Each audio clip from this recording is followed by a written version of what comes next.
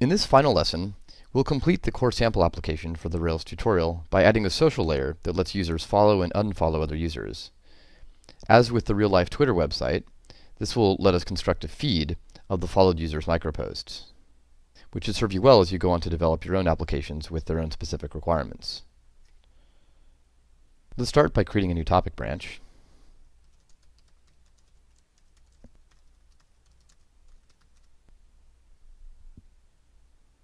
Because the material in this lesson is particularly challenging, let's take a look at a series of mockups showing the complete flow from page to page, so that we have a good idea of where we're going in this lesson. We'll start with a mockup of the final profile page. Note that it has a listing of the user's microposts. This is what we completed in the last lesson. We're also going to add some information here below the user's avatar and name, showing how many users that user is following and how many followers they have. Now suppose that our example user here, named John Calvin, wants to find a user to follow. He could then click on the link for all users to go to the user's index. Here he sees a number of different possibilities, including Thomas Hobbes, so suppose that he clicks on that. Now in Hobbes' profile, Calvin sees the same basic structure that he sees on his own profile, but he also sees a follow button. So if he clicks on that button, he should now be following Hobbes, so the number of followers is incremented. You can see how that works, from 144 to 145, and the follow button changes to an unfollow button. Finally, if Calvin navigates to the home page, he sees the interface for posting a new micropost that we created in the last lesson, as well as the section on user following and followers that we mentioned a couple of mockups ago. And then he sees a feed of the microposts of the users he follows, as well as his own posts. So here we can see Calvin sees his own, as well as Sasha Smith, who evidently he already followed, and then a couple of posts from Thomas Hobbes. In order to get all this working, our first task is to come up with a data model for this idea of one user following another. I'd like to note that this data modeling material can be pretty heavy going, and it's likely that you wouldn't be able to guess much of this from the start. If you find that it's getting confusing, I recommend pushing through and come back after we've built the web interface. I think it'll be a lot clearer the second time through. Now, the most straightforward way of doing this is to mimic the relationship we made in the last lesson, where we had a user that had many microposts. Here's the diagram for that data model. The idea is that we have a user whose ID is reflected in the user ID of the microposts, so each of these microposts would then be available as user.microposts. Now, we might be tempted to make something similar for the idea of followed users. So for example, we might have a followed users table with a follower ID and a followed ID, and here the follower ID reflects the ID of the user, and then we could say that a user has many followed users. If you think about it though, this design is terribly redundant, because each row here in the followed users table contains not only the followed user's ID, but all of the other information as well, the name, email, and so on, and that information is already in the users table. In addition, we also want to express the idea that a user has many followers, which would require another table of redundant information. And finally, if you think about it, this is a maintainability nightmare, because suppose that a user with ID 2 here changed his name, then we would have to change it not only in the users table, but also in this table and in the followers table. The way to solve this is to realize that we're missing an underlying abstraction.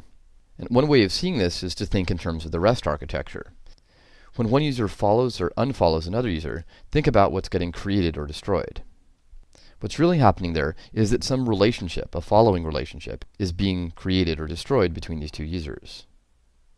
So the solution we'll adopt is to have a separate resource for the relationships between users. And as we'll see, this will let us write much more compact code for this idea of followed users and followers. Let's take a look at a diagram of that.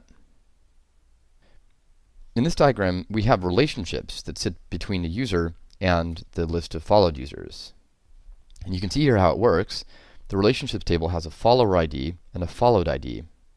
The follower in this case has ID 1, and you can see that this lets us construct a list of followed users through the relationships table.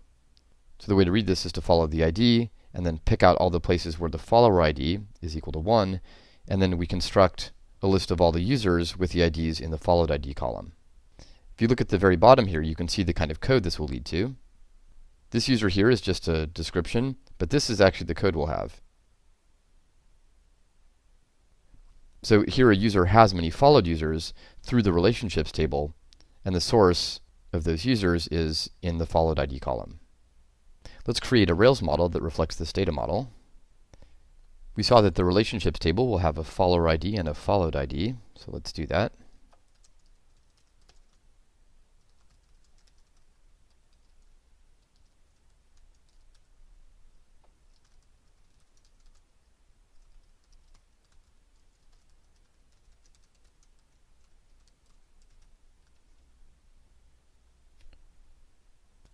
Let's take a look at it. So here's our migration with the follower ID and the followed ID and the usual timestamps. Now if you think about how we're going to use this, we're going to be pulling out all the followed users and the followers. These cases will involve pulling out all of the relationships with either a given follower ID or a given followed ID, which suggests putting an index on each of those columns.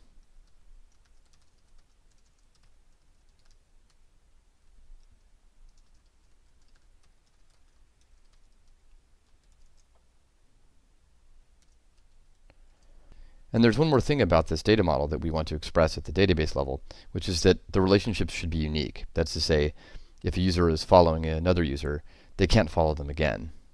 Of course, we'll be enforcing that at the user interface layer as well, but just for completeness, it's nice to have that at the database level.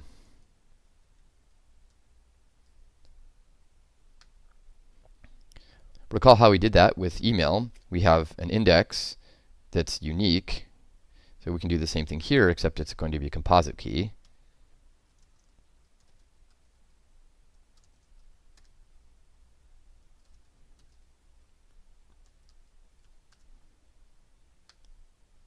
Recall that we saw a composite key in the case of microposts like this.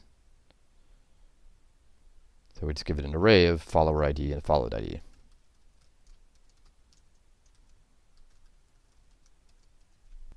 Now it's possible that in some databases there's some redundancy here in the sense that you might only need this one add index, but I think it's best not to rely on that behavior. All right, let's run the migration. And I just realized I didn't actually make it unique, so let's roll it back.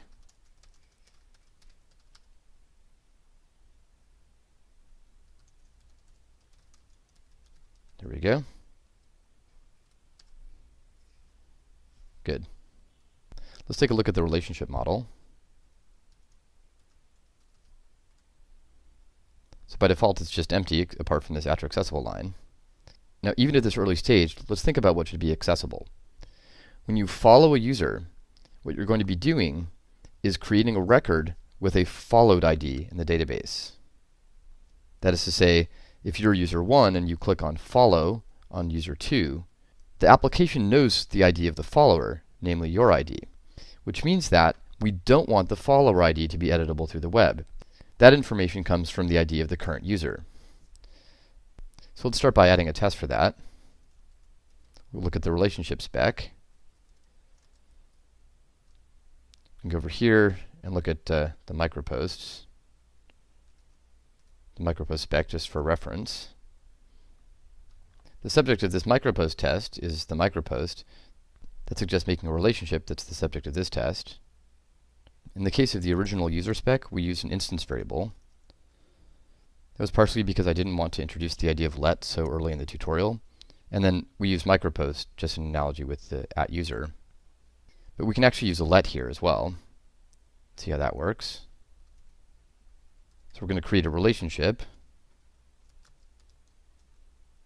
Now for a relationship, we need a follower. We're going to build the relationship through the association.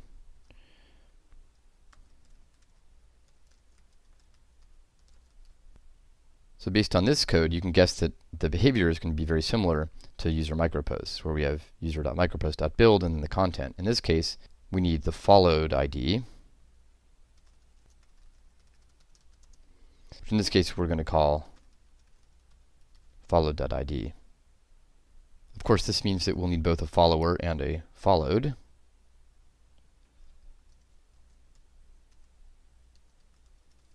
Those are just both users.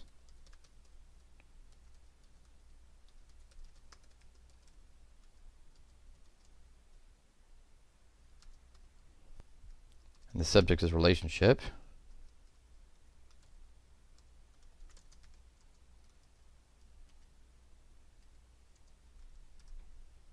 Let's put in the usual sanity check for it should be valid. And then let's put in the test for accessible attributes.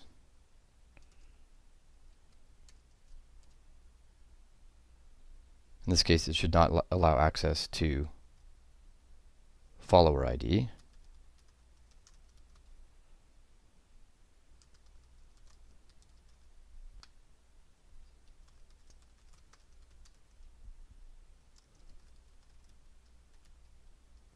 All right, let's prepare the test database.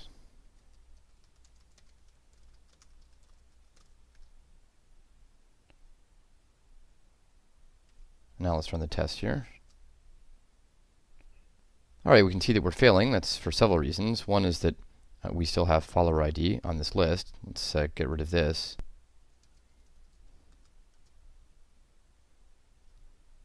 All right, now we have only one failure, which is a good sign. It says undefined method relationships. And this is because we haven't yet set up the associations between users and relationships. The way to get that to work is to note that users have many relationships. So let's put that in.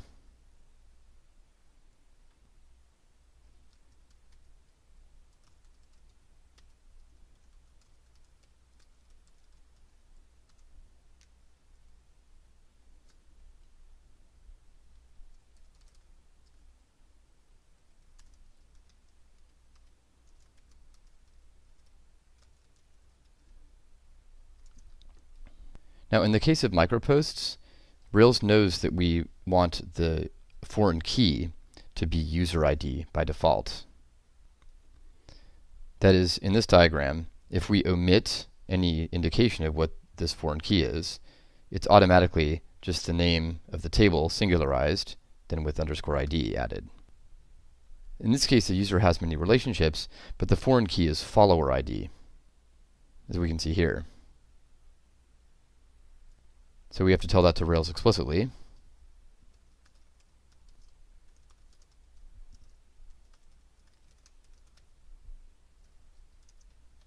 And as with microposts, we want relationships to disappear if the parent user is destroyed.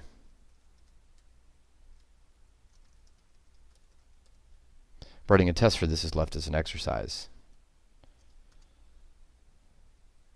All right, so that was our user spec, which is now passing. Let's run this here. Good. So if you get stuck with this, just compare the association between users and microposts and users and relationships. They're almost exactly the same except for this foreign key. And in both cases, they give rise to this build method, which we can use through the association. Let's look at the micropost model again.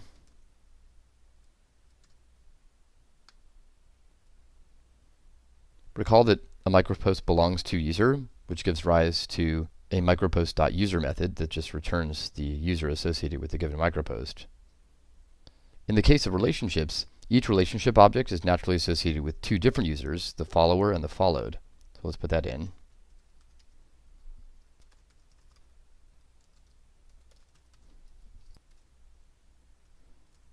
So it should respond to follower, the subject, that is to say, the relationship.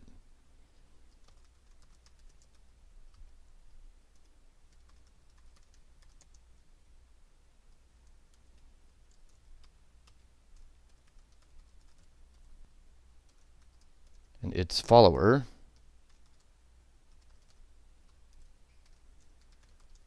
should equal this variable here, the follower here.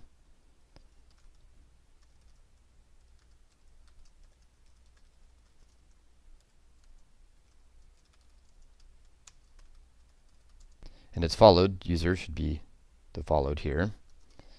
Let's run these. So in the micropost model, we have belongs to user. In the relationship model, we'll have belongs to follower and belongs to followed.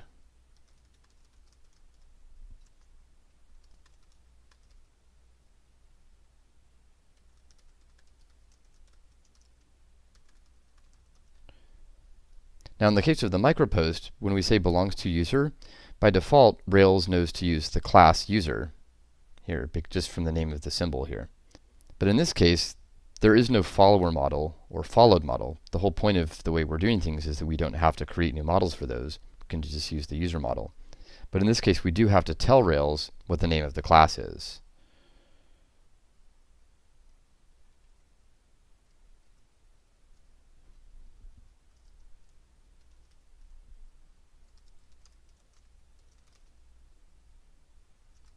Let's run that and see if it works. There we go. By the way, as we'll see, we won't actually need this relationship, this followed relationship, until later in this lesson. But I think it's easier to see what's going on when we develop the two things in parallel.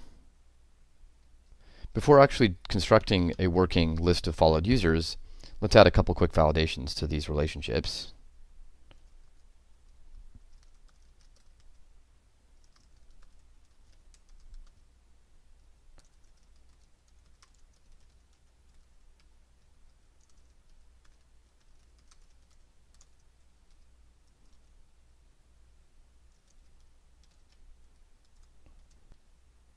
Oops, we should write test first.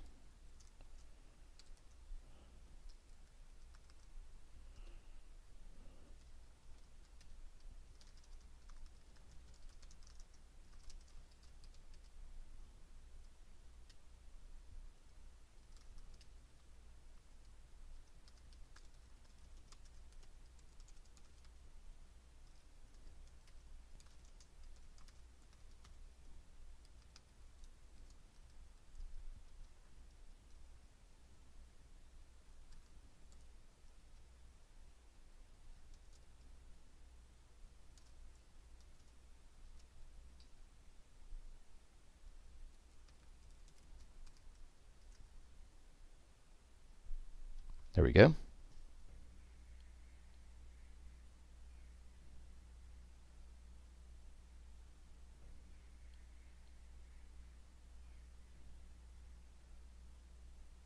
We come now to the heart of the relationship associations, namely making a list of followed users and making a list of followers. We'll start with the idea of followed users. A user should respond to followed users.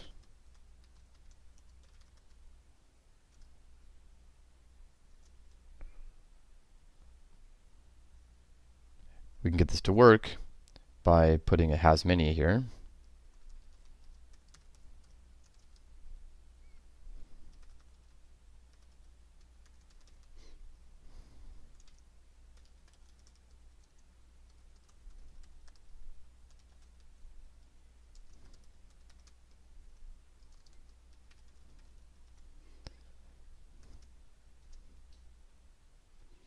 All right, it passes, so let's break this down.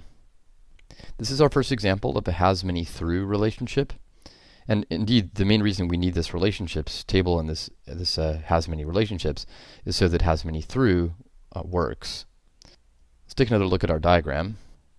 So here's our diagram again. I actually realized there was a slight mistake. Before we had source followed ID, and that's actually wrong. And what's going on here is that the source here refers to the source in the relationship model. So let's take a look at that. So this here belongs to followed, means that we can give this has many through a source corresponding to that name. The reason we need this here is because if we left it off, Rails would look for followed user over here. Now we could do followed user. We could say belongs to followed user.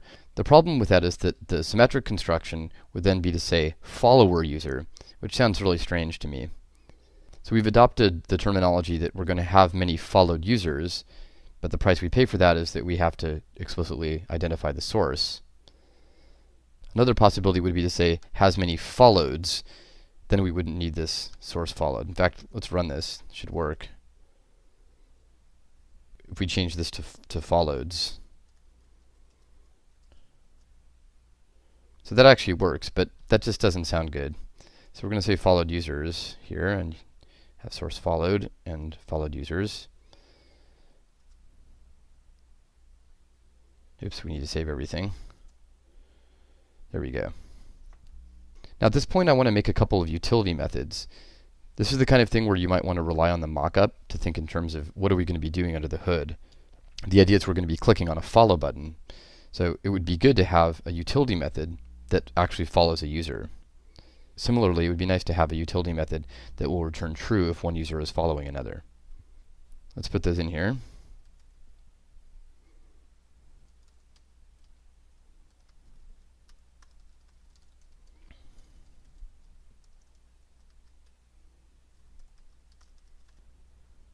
Let's put these two utility methods here.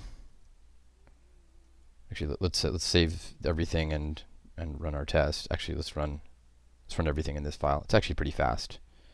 There we go. So we have two failures.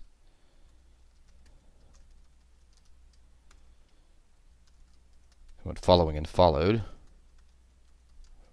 or actually follow, bang. There we are. So now we need to describe what the behavior of these things is. So let's go down to the end here. We're going to describe following. Let's think about what we want these utility methods to do. Well, if a user follows another user, then it should be following that user. This is actually an example of how test-driven development can motivate you to create utility functions that will then be used in the main application. So let's create another user.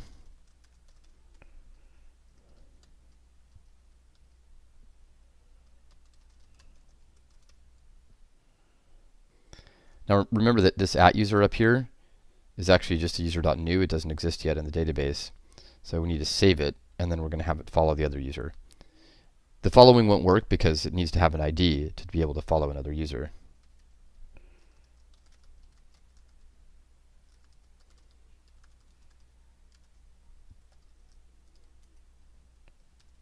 And so after following another user, it should be following that user.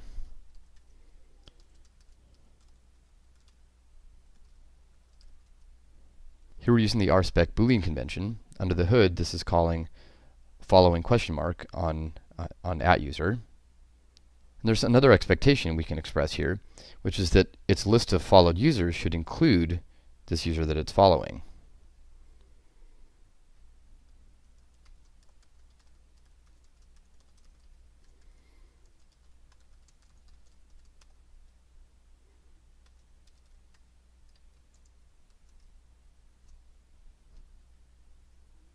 So we have two failures, but we can get this to work by creating a following relationship here. Let's quickly review the kind of associations we get when we have a has-many relationship. So here, a user has many relationships. That means we're going to get these kinds of methods. So these are the methods for microposts, but everywhere you see microposts, just replace that with relationships. We have all those same methods. So in particular, we can create a following relationship by calling user.relationships.createBang. Inside the user model, the user itself is just self. Self.relationships.createBang.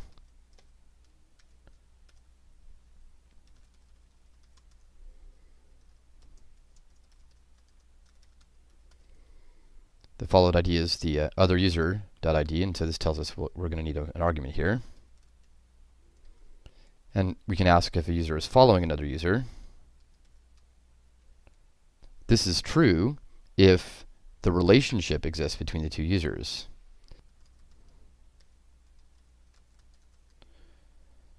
So what we can do is find by the followed ID and give it the ID of the other user. Remember, Active Record synthesizes these find by methods. If you look at the relationship model, you can see that we have follower ID and followed ID. So that's why we can do this. Let's rerun our tests. And there we are, now we're passing. I mentioned briefly before that unless you're assigning, like self.rememberToken, you can actually leave this self off. We can do this. By the way, here in the follow bang method, you can see why we use the bang. Follow bang just refers to relationships.createBang, so like createBang, it will raise an exception if there's an error. Having a working follow bang method suggests creating a complementary unfollow bang. Let's put that in.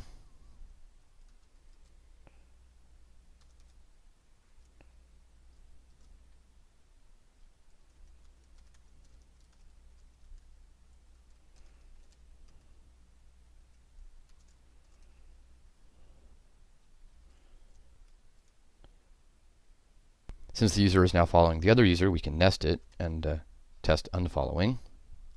So we're describing following and unfollowing. So let's unfollow in the before block.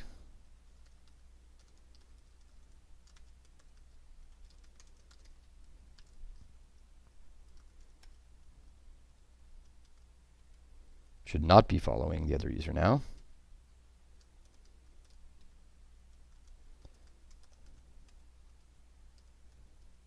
And its followed user should not include the other user.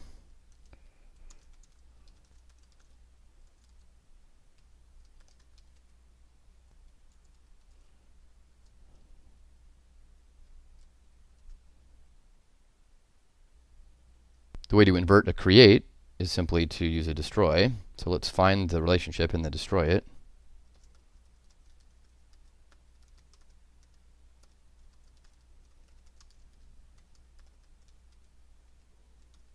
Just the same thing we have here. And then we're just going to call destroy on it.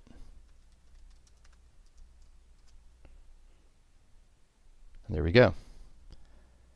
Now that we have a working followed users method on the user model, the next step is to add a followers method so that we can pull out a list of the users following a given user. I'm going to put it here just to emphasize the parallel structure with followed users.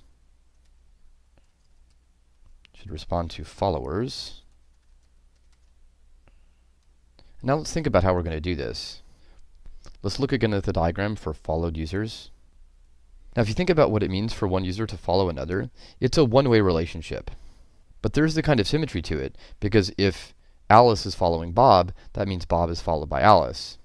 So if Alice is following Bob, that means that Bob will appear in Alice's user.followed users list, and Alice will appear in Bob's user.followers list. But all the information about the relationship between Alice and Bob is in this relationships table. In fact, if you think about it, user.followers is essentially the exact same construction we see here, except with the roles of follower ID and followed ID swapped. Let's take a look at a diagram of that. So here we've just switched the roles of followed ID and follower ID.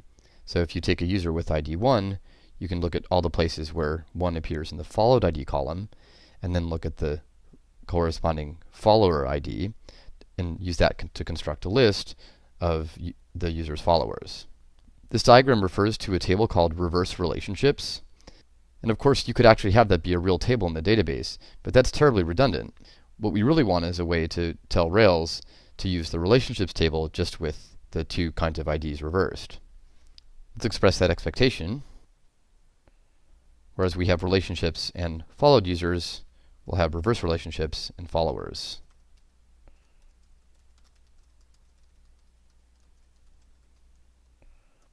So over here, we need to make a reverse relationships association.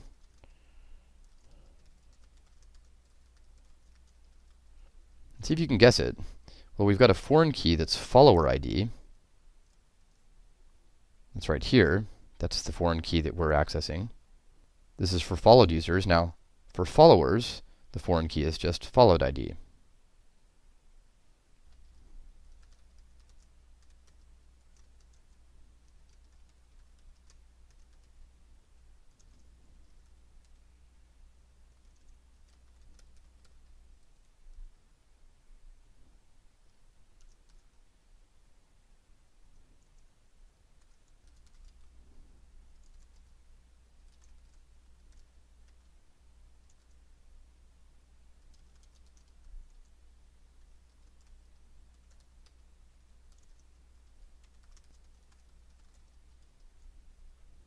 So let's comment these out and get the test to fail.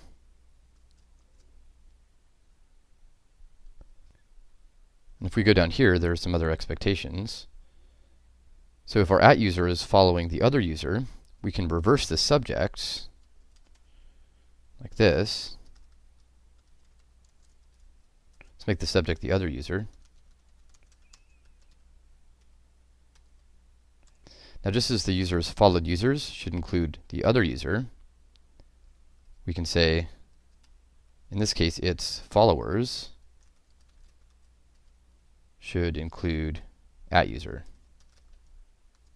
We should have 3 failures here. Here we go. Now let's uncomment this.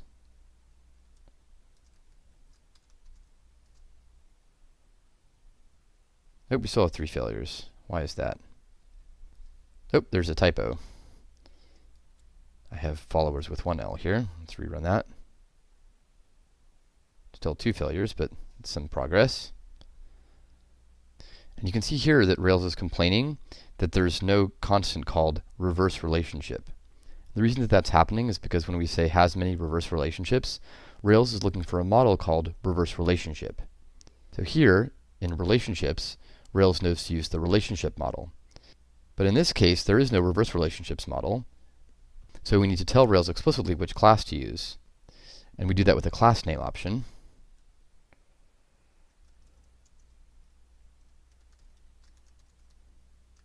So the name of the class we want to use is relationship.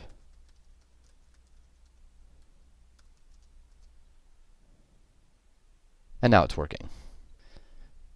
By the way, you might recall that we had to use source followed here, because otherwise Rails would be looking for a followed user ID. In the case of the followers, because the ID actually is called follower ID, we could omit the source. Let's just comment it out here and rerun the tests. So you can see it still works, but I like to keep it there just to emphasize the symmetry between the two cases. This ends the main data modeling portion of this lesson. There's a lot here to digest, but probably the best way to understand the modeling we've done is to use these models in the context of a web interface to let users follow each other. To get started on the web interface, let's take another look at one of our mockups. Here's a mockup of the final profile. One of our tasks is going to be to make this here. These are some basic statistics about the user's following relationships. And as you can see from the mockup for the home page, it will appear there as well. So as you might guess, we're going to make a partial for that. And we're also going to make follow and unfollow buttons, as indicated here. As part of this, we'll also make the follow buttons actually work, both the conventional way and using Ajax. Of course, it's helpful in getting these design elements to work to have some sample data. In other words, actually have some following relationships in the database. So let's start with that.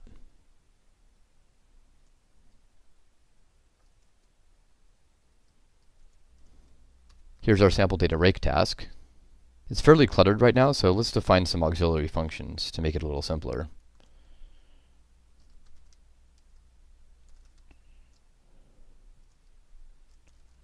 Define a make users function here and just put this in.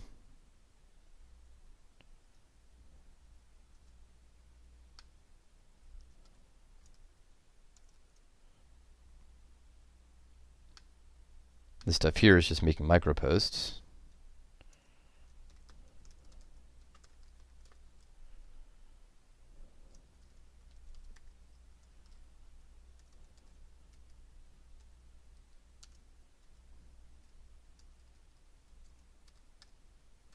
Then we'll put in another helper to make relationships.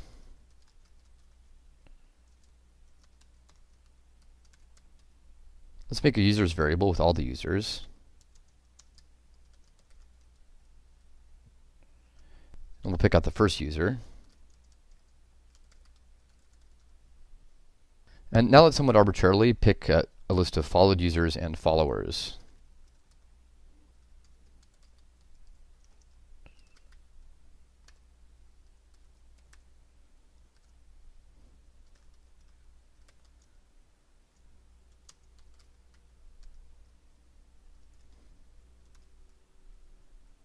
So we're going to have the user follow each of the followed users.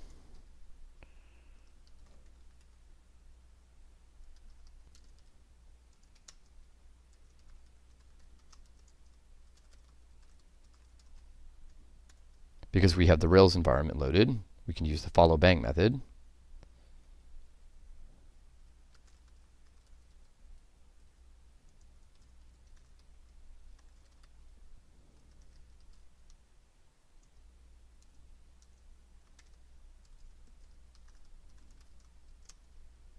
And we'll have some of the users follow the user back.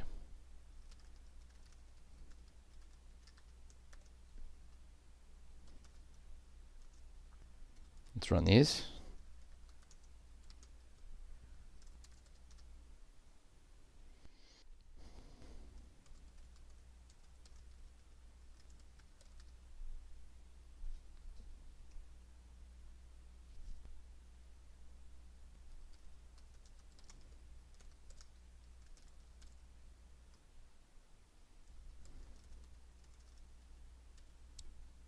just make sure we're green.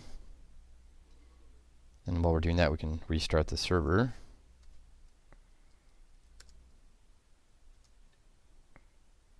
Okay, so we're green, and let's take a look at the status of our application.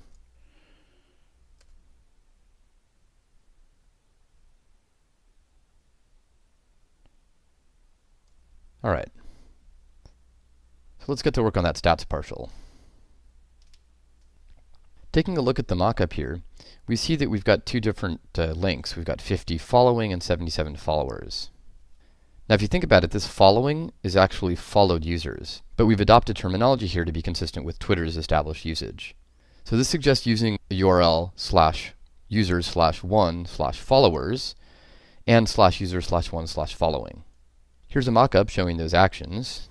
Of course, you're free to use followed users here, but there's no fundamental reason why the addresses of these pages have to be exactly the same as the underlying data model.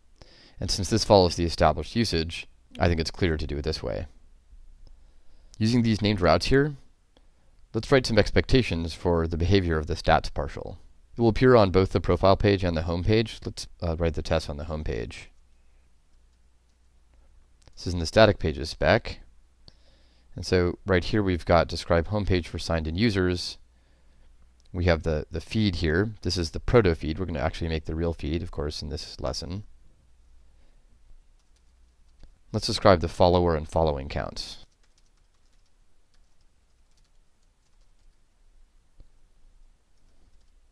Let's create another user.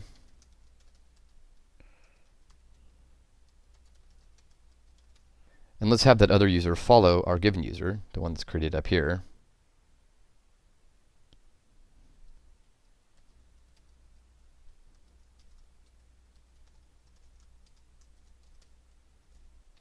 And then we need to visit the root path again. Of course, we visit the root path here and here, but those visits happen before this following relationship is established, so we need to visit it again. And let's look at the mockup to see what the behavior should be. So if the other user is following the given user, that means that the user has 1 follower and 0 following. So it's following 0 users, and it's being followed by 1 user. So that expectation can be expressed like this. It should have link 0 following.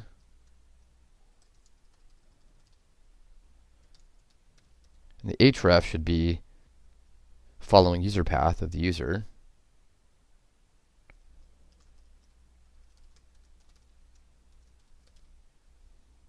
This will be a link to a page that displays all of the followed users.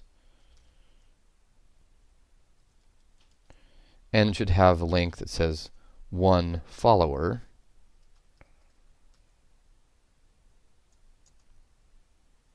And that should be the follower's user path.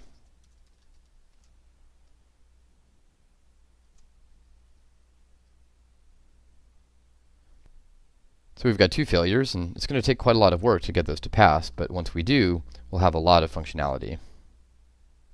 Let's start with the partial for displaying those statistics.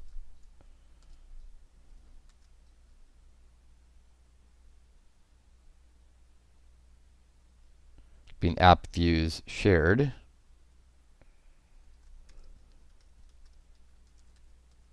Let's call it stats.html.drb.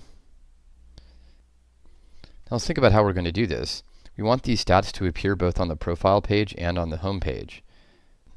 Now it's tempting to have the stats just for the current user, the one that signed in, but that won't work in general because we want these stats to appear on the profiles of other users as well, as shown here. So on the profile pages, we actually want the user in question to be @user, as indicated here. So this is the user we want, unless we're on the home page, in which case we want the current user. So we can arrange for that like this. We can use @user, but if @user is nil, we want to use the current user.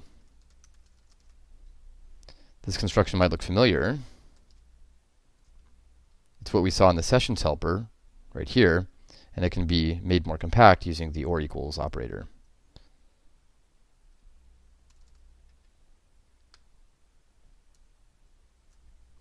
Writing tests to verify that the stats appear correctly on the profile pages, both for the current user and for a different user, is left as an exercise.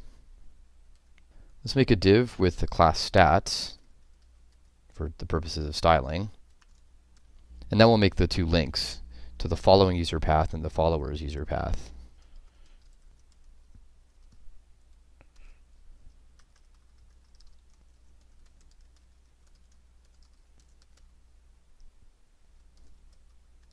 We use the strong tag to display the link. Let's give it both an ID and a class. The ID is for the benefit of the AJAX that we'll be using later in this lesson.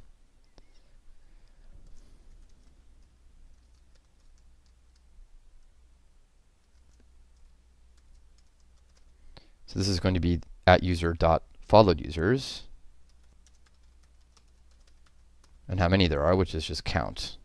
Remember, a count can work through the association, as we saw with user.micropost.count in the last lesson.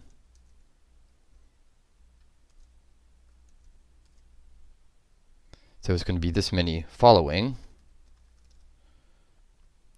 And we can do the same sort of thing for followers.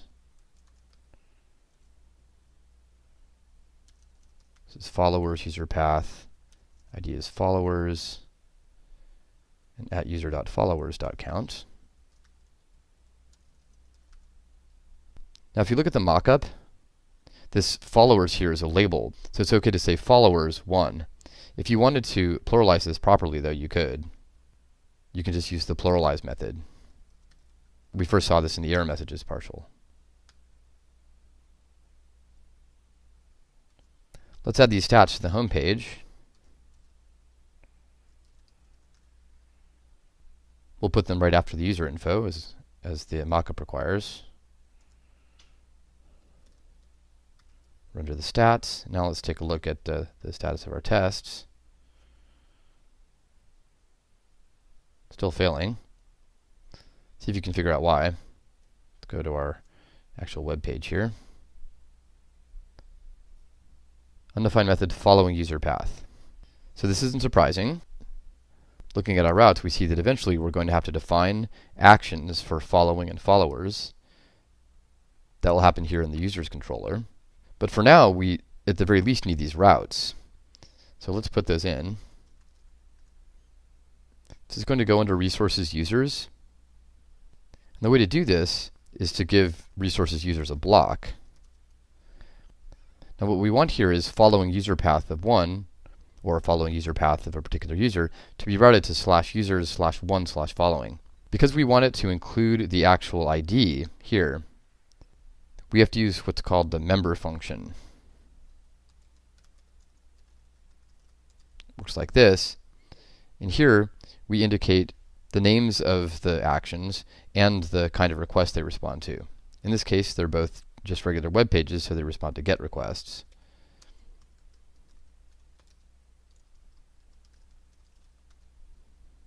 By the way, if you want a URL like /users that doesn't include the ID of the user, you can use the collection function.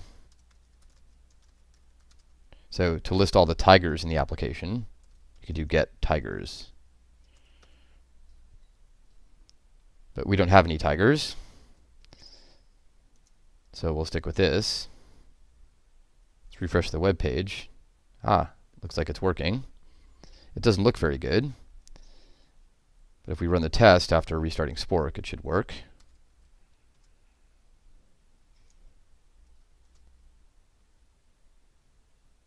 And there we go. Let's get the stats to look the way we want them to by adding some CSS.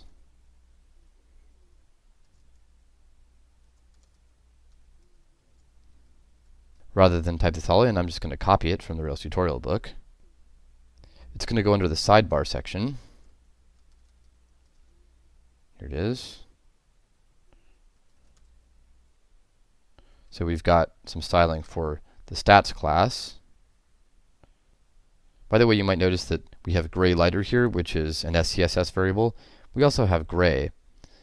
This is actually part of CSS. If you don't see a $, it means it's just part of the CSS standard. We've also included a little SCSS that doesn't get used until later in the lesson. We'll use this once we get to the user following and followers pages. Save that and take a look at it in the browser. And there we go. That looks pretty good. See that they're links. They don't go anywhere yet, of course. But it's looking pretty good. Let's navigate over to the user's profile. You can see here that we're missing the stats partial. And we also want to have a follow form for other users. So here we want some stats, and then we want a follow or unfollow button, depending on whether the user is being followed or not. Let's make a partial for the follow form.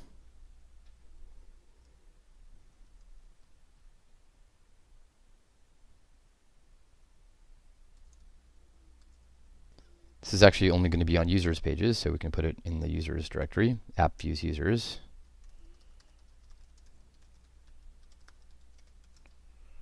Now we don't want the follow form to appear on the user's own profile page, so let's suppress it in that case.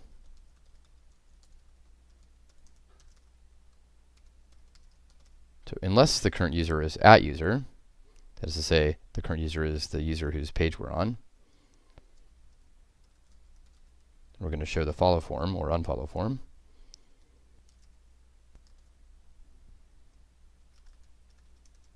We'll give it a CSS ID. This is also for the use of Ajax.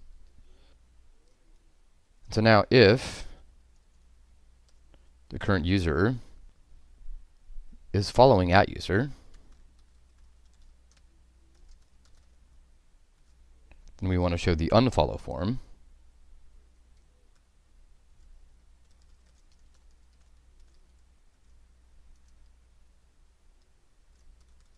Else, let's render the follow form.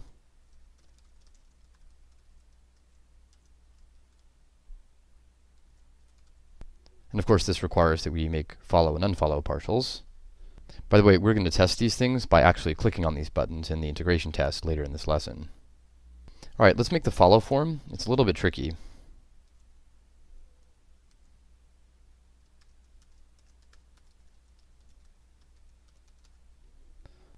So what is this form for?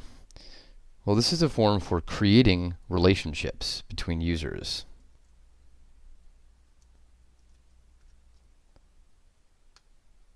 Let's look at the form for creating new users. We have form for @user, where @user, if you recall, is just user.new. So what we want in here is a form for a new relationship. And remember, the way we make relationships is through the association. So this is a relationship for the current user. And the analog of new for this sort of association is build. And we want to build a relationship where the followed ID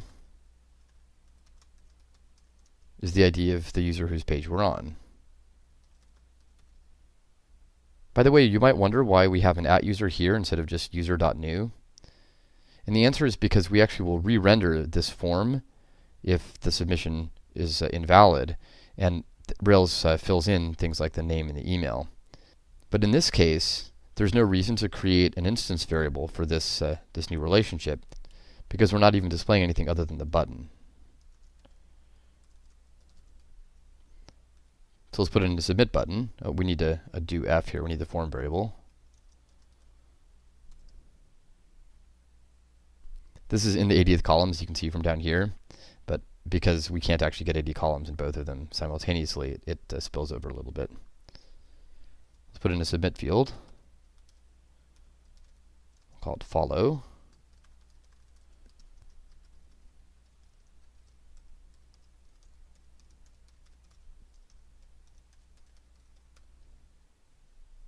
Now, if you think about it, we have a problem here because we have a submit button, but somehow we have to indicate the followed ID because we're going to be creating the relationship in the relationships controller, which doesn't yet exist, by the way.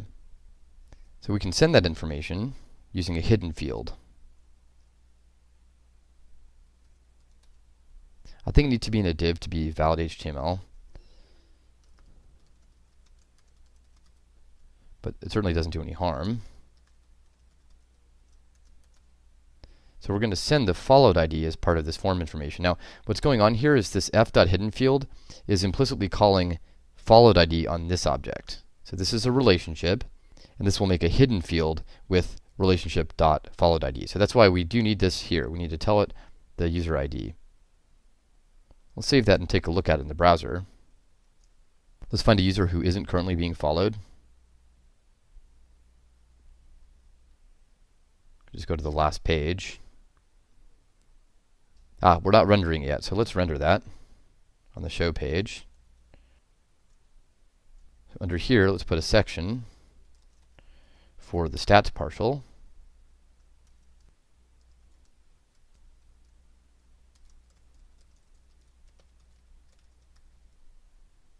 And in here, let's put the follow form.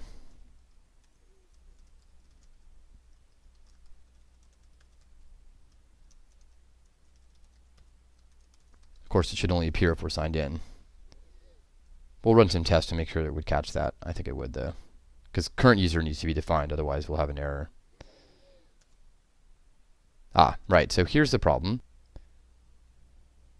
The way this form for works is it infers from the class of this object here what the path should be. So over here, it knows to submit to /users because this @user variable contains an object of class user. So here we have a relationship, but we haven't yet defined routes for the relationship. So let's do that. We'll be creating and destroying relationships, so it's just like the microposts resources here. In fact, let's just copy it. Save that and refresh this. And there we go. Now we've got a follow button. So let's click it and see what we get. So it's so it wants to see a relationships controller. Oh, and I just noticed there are a couple of erroneous lines here in the routes. We've got these two get lines. These arrange for micropost create and micropost destroy to respond to get requests, and that's definitely not what we want in general. Although this does explain the mystery from the last lesson. Remember on the home page here, if we submit a post with invalid information, right now we just have a blank feed here. It's in the micropost controller. Remember, if we replace this with the actual feed,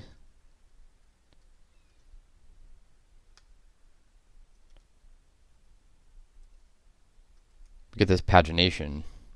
So this is nice behavior actually to have the feed there, but if you click on the next page, we have this micropost create here.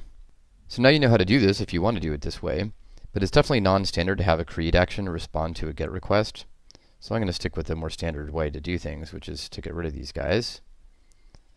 Now if we refresh this, we should get an error, right?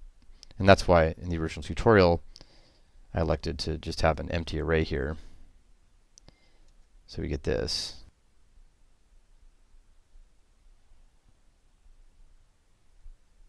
All right, let's go back to where we were. And now let's create a new file for the relationships controller.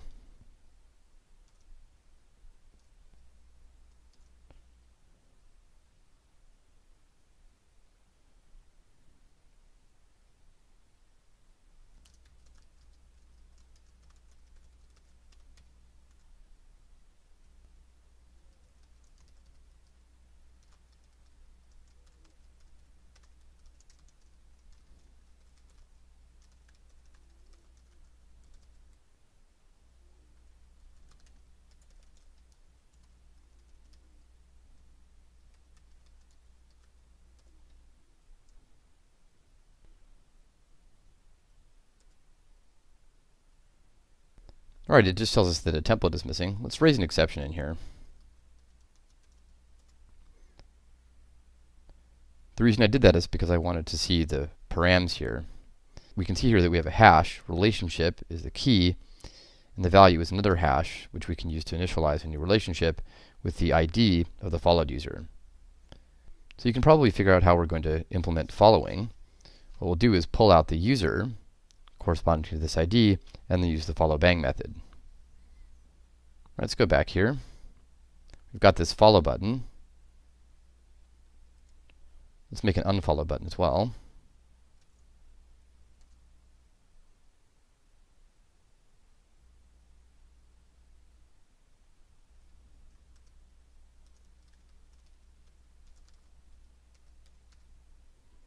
Let's copy the follow form.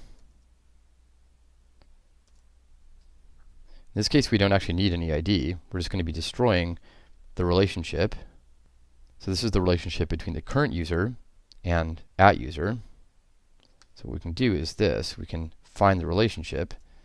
We do currentUser.relationships.find by followed ID. Now we could use @user.id here, but @user itself works just fine. And then we need to tell it that we want to issue a delete request. This is a little tricky. The way to do this is with the HTML key, because this is going to be in the HTML. It's going to have method delete.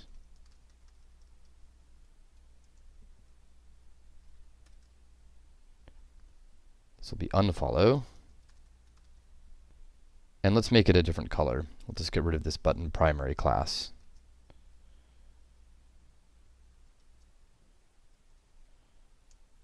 So let's go to someone that we follow. And there we see an unfollow button. Let's go over here.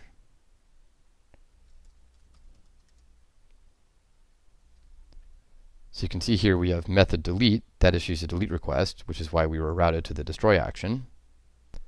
And we have an ID, which is the ID of the relationship we want to destroy. So now we only have two elements left to have a working interface. The first is to get these links to work so that we can go to following and followers. And then we'll get these follow and unfollow buttons to work. The following and followers pages will be virtually identical. Let's take a look at a couple mock-ups. So we see on the left here the users that John Calvin is following. And on the right we see John Calvin's followers. We'll plan to paginate both. And then on the left sidebar, we'll have a raster of small gravatars, so that if you click on one, you can actually go to that user's profile. In fact, there's so much overlap that we're going to use the same template for both of these. Let's see how that works.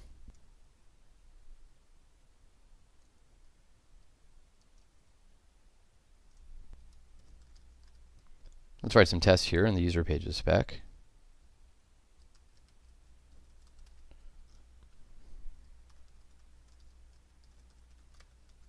These are so similar, we'll just put them in the same describe block.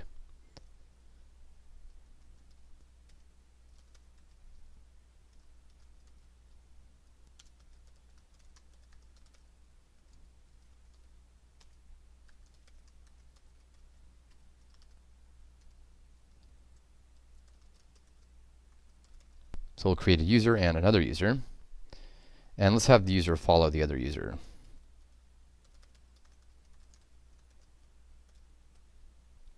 Let's describe followed users first. This is what we would call following. Let's give the page a title, following.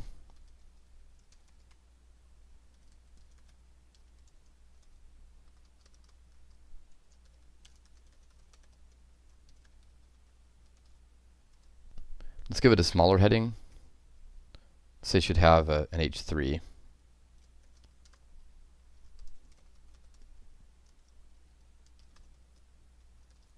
This is the kind of thing where you can make a good argument that specifying the actual H level is a little bit too much.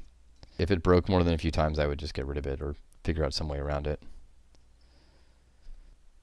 Now, the important thing here is that there should be a link to the other user, because this is a page of the users being followed by the given user. So it should have a link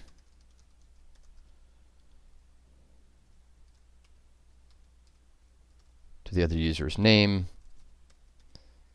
And the href should be the user path of that user. Of course, all this assumes that we're signed in as the user and we're visiting the following user path of that user. So let's put that in here.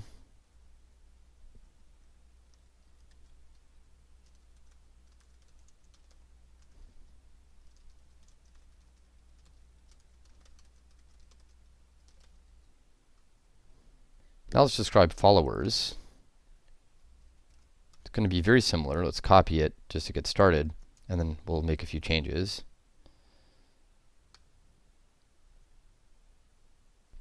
Now since the user is following the other user, in order to have something non-blank here, we should sign in as the other user. And then visit the follower's user path of the other user. Because user is following other user, this user should appear in the followers list for the other user. So we should have this be followers. Same here. And it should have a link to user.name and user path of user. I mentioned that we were going to use the same template for both of these. Let's make that now. It's going to be an app views users, and this isn't a partial, it's actually a full template. Let's call it show follow. Now the HTML here isn't too tricky, but there's a lot of it. We'll start by providing a title.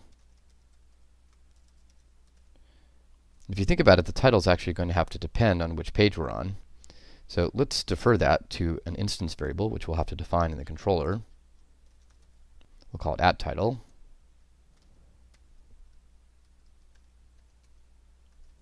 And now let's just put in this HTML.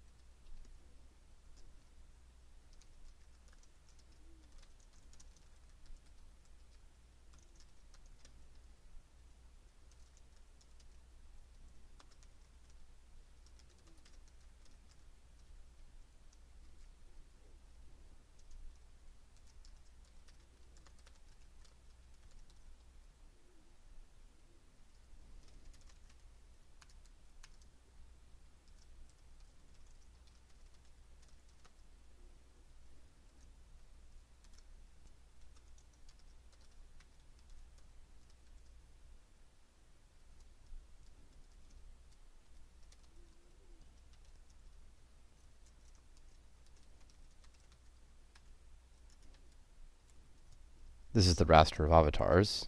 We saw the CSS for this earlier.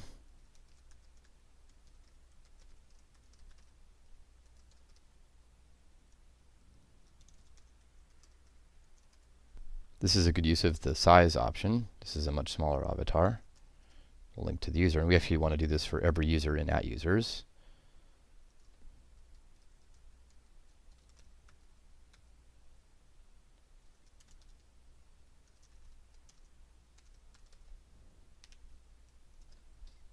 Of course, I haven't defined @users yet, so see if you can figure out what it's going to be.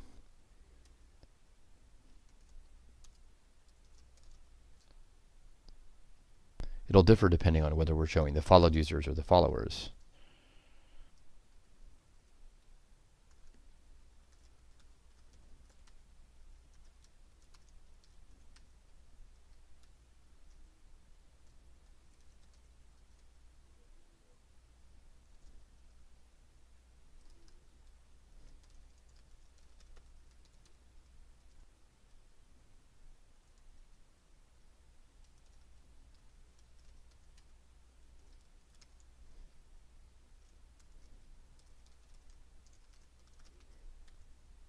This render will automatically use the user partial.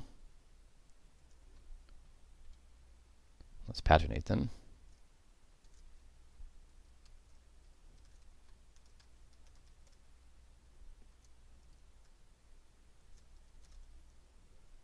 Okay, let's put this over here.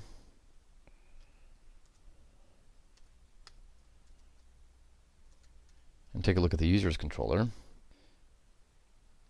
We're going to add a couple of actions to the canonical REST actions. Start with following. Let's run these tests just to see how they are.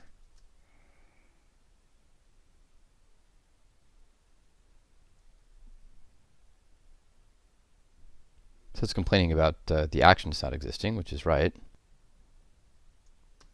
So if we look at show follow here, what do we need to supply? Well, we definitely need to supply an at title. So let's do that.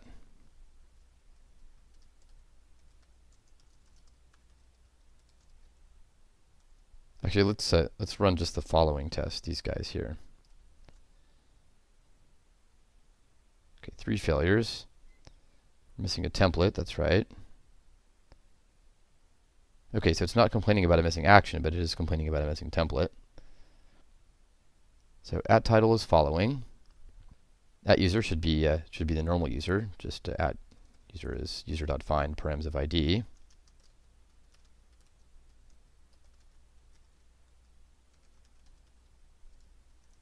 At users, well, think about this. This is following, so at users should be equal to at user dot followed users, and we're paginating them.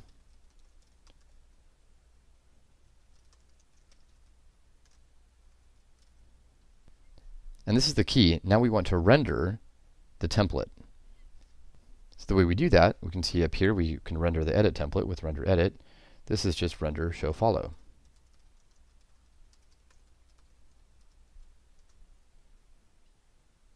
And there we go. Now we've got passing tests. Let's take a look at the actual page.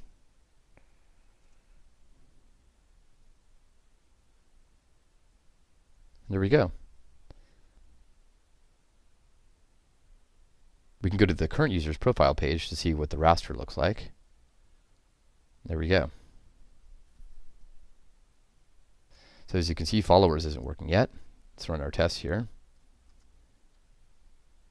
This is just the followers test. But if you look at this, you should be able to figure out that it's almost identical. So in fact, we can just copy it. So at user is the same. The at title is just followers instead of following. Instead of followed users, this is followers. And we still want to render the same thing, so let's rerun the test.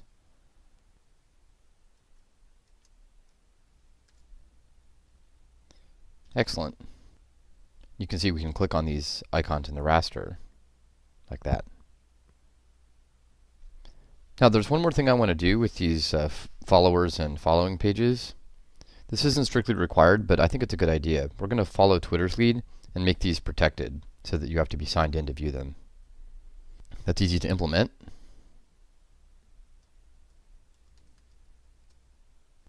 Let's go to authorization for non-signed in users and verify that users are redirected if they try to hit either of these pages. So this is for non-signed in users here in the users controller.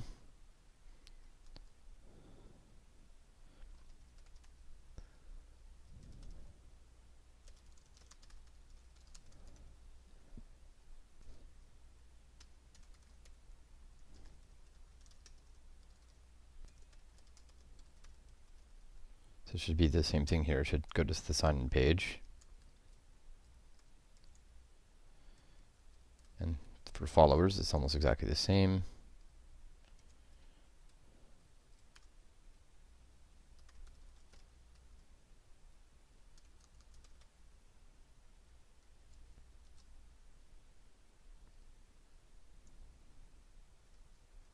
And the way to get those tests to pass is just to add following and followers to this list of actions.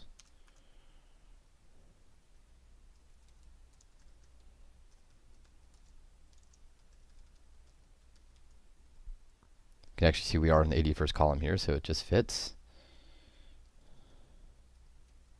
I am pretty obsessive about that. All right, let's go. And it's passing. Great.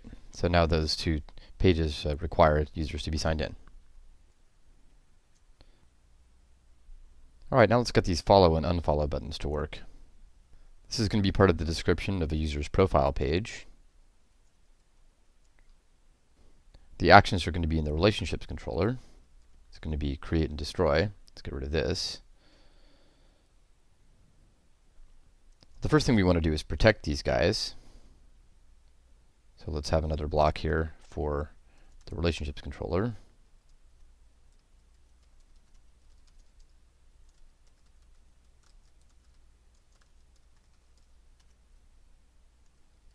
As with the micropost, we're not actually going to have pages for the relationships. So we'll use post and delete. In fact, we can just copy these.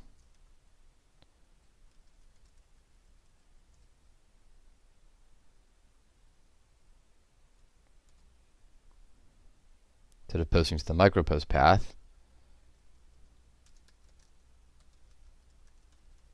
we'll post to the relationships path, and the response should be the same. It should redirect to sign in. And this will be the same, except we actually don't have a factory for relationships, and we'll never need such a factory. So let's just put in an ID here. Just hard code it. All we're doing is testing that it gets redirected. So if we say delete relationship path 1, this is a valid route, and so it should be redirected. So let's run these guys.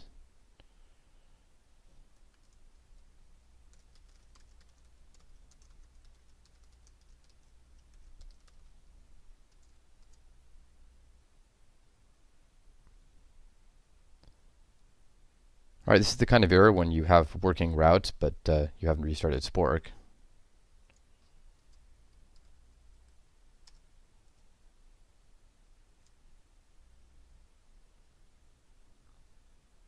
Yep, there we go. So that takes care of the security. And now let's find the profile description. We're going to describe the profile page. Let's describe the follow and unfollow buttons.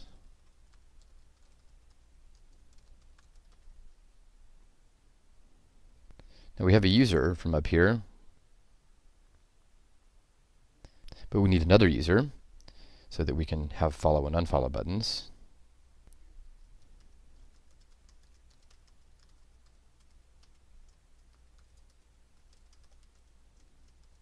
And let's sign in as the user.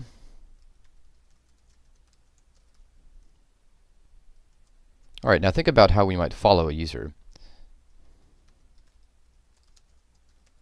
So since we're signed in as the user, we want to follow the other user, which means that we should visit the user path for the other user and then click on the follow button.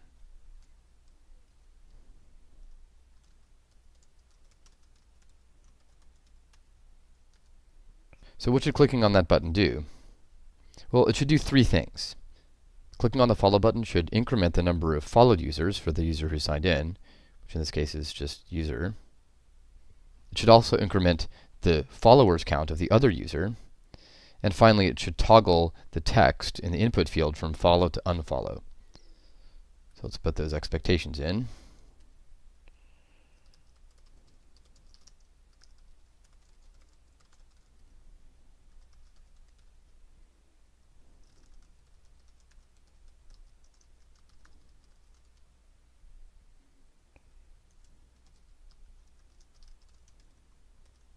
And before we gave the change method the class, which was user, and we did something like this.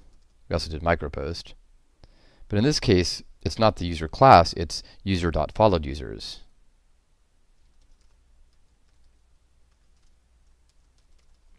So RSpec automatically calls count on this object here. We want this to be changed by 1.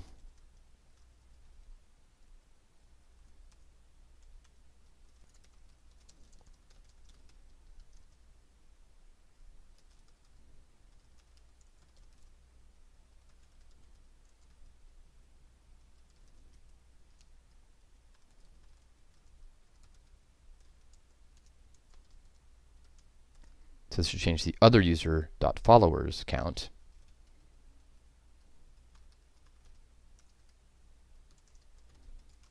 by 1.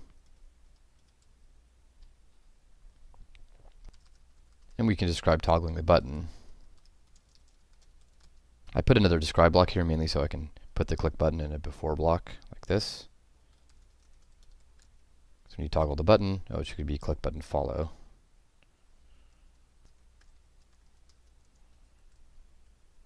And this should now have an input selector with the value unfollow.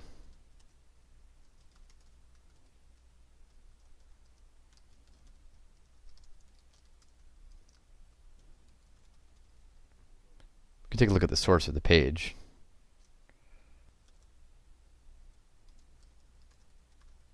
So you can see that this is an input tag, and the value of that input tag is unfollow. So that's what we're testing for here. All right, let's get that to pass. We can go in the create action here. Now remember how this works. Let's find a user who's not being followed.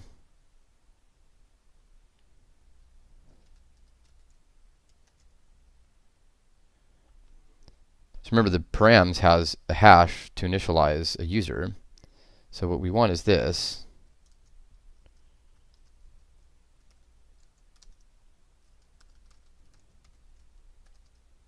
We want to find the user with params of relationship of followed ID. And then we want the current user to follow that user.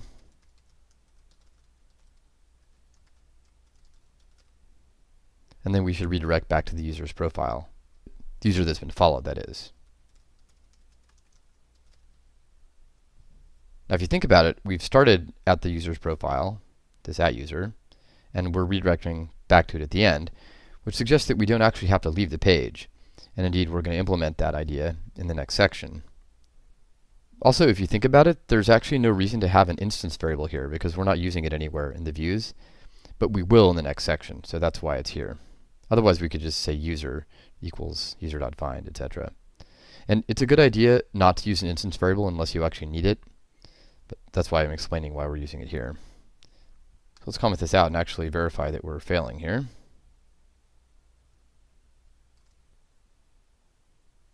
All right, we've got 3 failures as expected. Now let's rerun them. And it's passing. Good. You can see in the browser here. Let's go back here. Click on follow. So you can see it incremented the number of followers and it changed the button. That's good. Let's get unfollow to work. The tests are similar. Let's go down here. Describe unfollowing a user. So before anything, we should actually have the user follow the other user.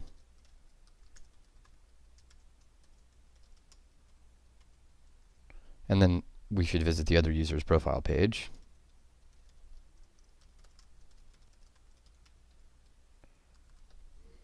And now we have similar expectations to what we had before. In fact, let's just copy these guys.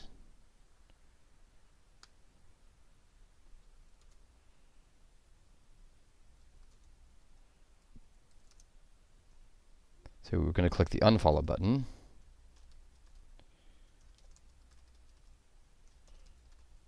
So it should decrement the follow user count. So it should change this by -1. It should decrement the other user's followers count by -1. And it should change the input button from unfollow to follow.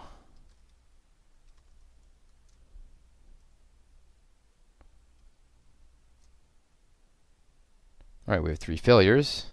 So let's think about what's involved in unfollowing a user.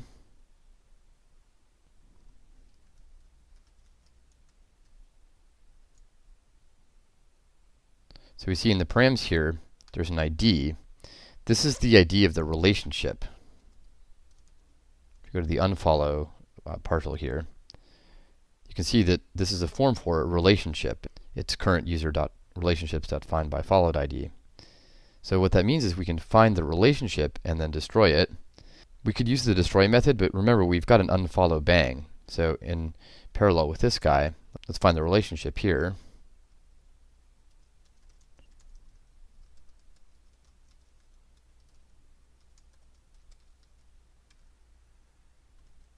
And then pull out the followed user. And then let's unfollow that user.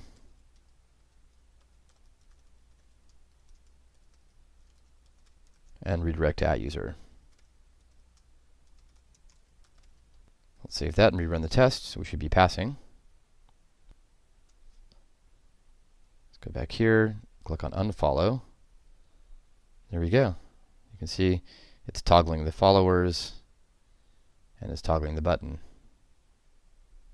By the way, we see here that the word followers really is a label, which means that in the static pages spec, we should say it should have link 1 followers, which looks ungrammatical here, but in the context of the application, it looks fine.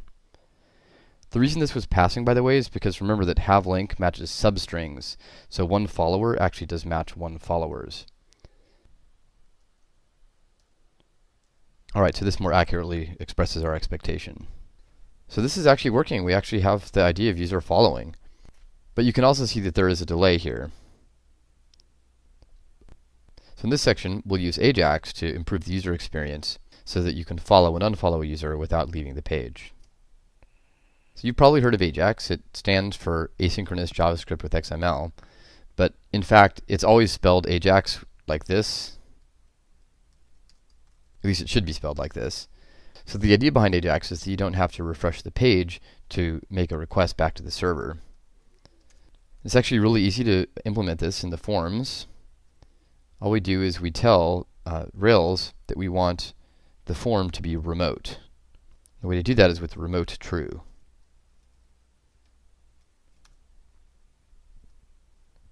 So here we just do remote true. And the same in here.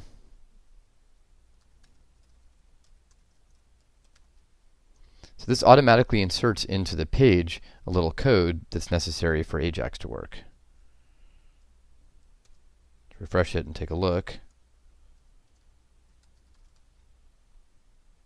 So this here, data remote equals true, is the key. This follows the philosophy of what's known as unobtrusive JavaScript. In earlier versions of Rails, it would actually insert the JavaScript right in here. But as of Rails 3, it does it unobtrusively. Now, we are going to write some tests for this, but testing Ajax behavior in general is very difficult. If you want to test the behavior of a JavaScript-heavy application, I recommend learning one of the tools for actually running tests in a browser, such as Selenium or Water. Water, by the way, is spelled W-A-T-I-R. My guess is that Selenium is the most widely used testing framework for this kind of situation. But it's a bigger subject than I want to get into right now, and the truth is I actually don't know too much about this. But I do know how to issue Ajax requests directly in the test, so that will let us test these actions here and verify that they respond properly to Ajax requests. So let's write those tests. Even though we're close to the end of the tutorial, this will actually be our first example of controller specs. These will be in the relationships controller spec. Let's make that now.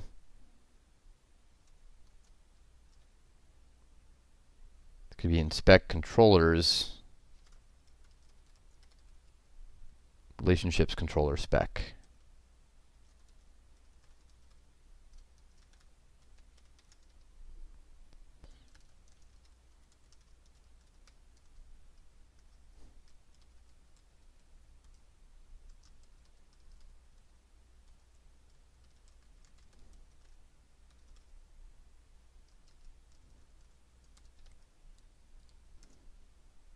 Alright, so let's describe the relationships controller. And actually the syntax highlighting isn't quite right. I'm going to save this and reopen it.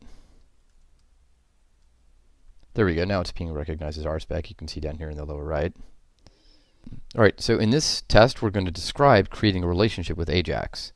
So far we've seen that Rails supports relatively low-level tests using methods like post and put.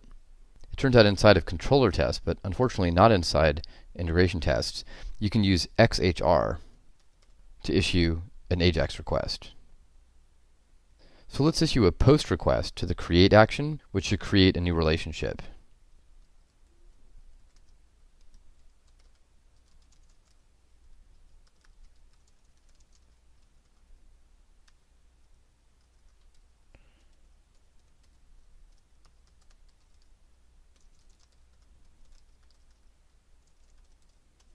So it should increment the relationship count if we issue a post request with the right form information.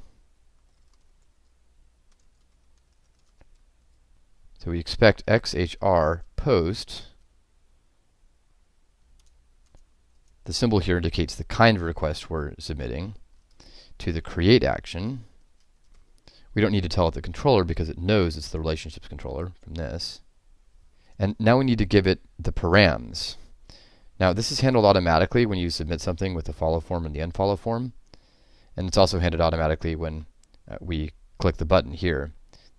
This is one of the reasons that I prefer using Capybara whenever possible, is you don't have to worry about these low-level details. But here, we need to submit a relationship with the followed ID. Now, we need to have a user here and another user. So let's put those up here.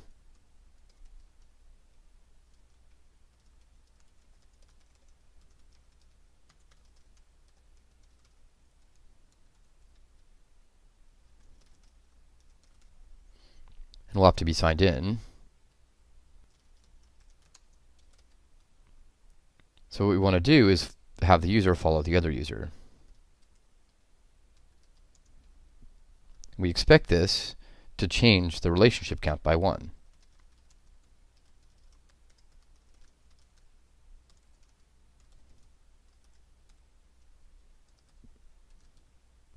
We can also check the response code, which in this case should be success. HTTP has particular numbers representing response code. So for example, 404 is a standard error, 300 is a redirect, 301 is a permanent redirect, and success is 200. But RSpec has aliases for these.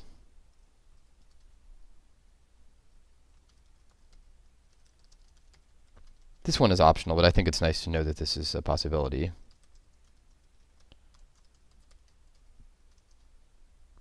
It's the same thing here.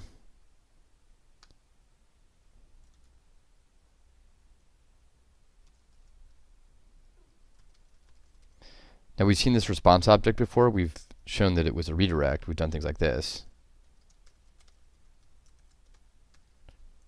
But in this case, we're not actually redirecting. We just want to make sure that it actually responds properly. We can do that with B success. Let's save this and run these tests.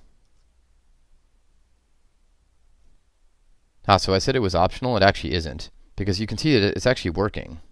If we post to that URL, it actually works properly, but what's happening here is that it's following through to this redirect. So what we want for this to do is not redirect. We want it just to respond with a success code, meaning that it re-renders the page. But we don't actually want it to issue a separate request. So when you redirect, it actually counts as a new request. Now the way to handle this is with what's called a respond to block. We want to respond to different formats in different ways. So let's look at this.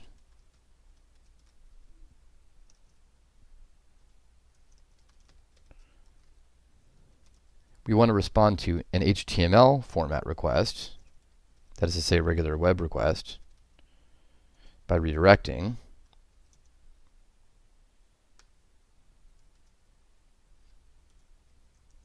But if it's a JavaScript request, we want to do something else. And it turns out that the default here is to call a JavaScript file corresponding to this action. In this case, it's going to be called create.js.erb. So it's a mixture of embedded Ruby and JavaScript. Now this respond to block is potentially confusing. I think it looks confusing because it looks like each of these lines is being executed, but it's not. The way this works is that only one of these lines will be executed depending on the format being requested. So if you hit a web page normally with a post request, say, then it's going to count as an HTML request. But if it's an AJAX request, if it's an XHR, it's going to invoke this. So let's run the tests again. We actually want them both to fail, and now they are. Now it's complaining that it's missing a template, which is right. So let's create that.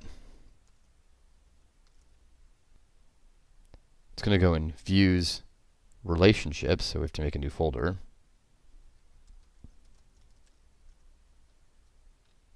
then we'll call it create.js.erb. Now this needs to do two things. It needs to toggle the button, and it needs to change the followers count. Now this is the kind of thing that we're not going to test for because you need something more advanced than these kinds of tests, these controller tests or integration tests. So these low-level tests don't actually test everything, but they're good enough to give us some assurances that our application is doing the right thing. Let's look at the HTML for a form that has a follow button. So you might recall that we wrapped the form in a div with an ID that's in here. This is for the benefit of Ajax, because what we're going to do here is we're going to access that element inside the div using that ID. So what we're going to be using here is actually jQuery, and the way you access the HTML inside of a div corresponding to a particular ID is with a $, and then the octothorpe, or the hash sign, which is the same kind of syntax that you use in CSS. So we're going to use the ID follow form. Then to change the HTML, we give it the HTML method. So this might kind of look like Ruby, but this is actually JavaScript as expressed by the jQuery library. And then we're going to put in some HTML. So this is the section where we're going to replace the follow button with the unfollow button. And we have a partial for that. It's this one. It's the unfollow partial. So because this is a js.erb file, we can actually put some embedded Ruby in here. And so what we're going to do is render that user's unfollow partial. Because we're actually inserting HTML into a JavaScript function, we have to escape it out. And the way to do that is with the escape JavaScript function.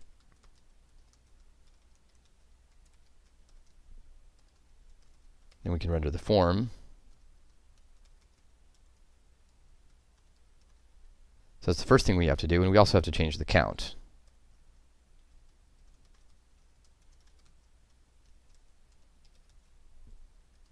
We don't have to escape this out because it's just an integer.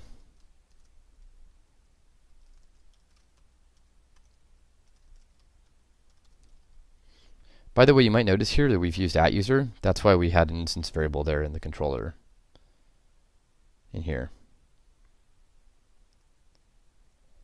Let's save that and rerun our tests, see how we're doing. There we go, now it's passing. In fact, if we go here, refresh, click on follow. Oops, so this is why you actually need to check it in the browser, because what we did there is we replaced the follow form with the number. We actually want to replace the followers, so let's take a look at that on the stats partial. So here we have an ID followers. So that's actually what we want to replace.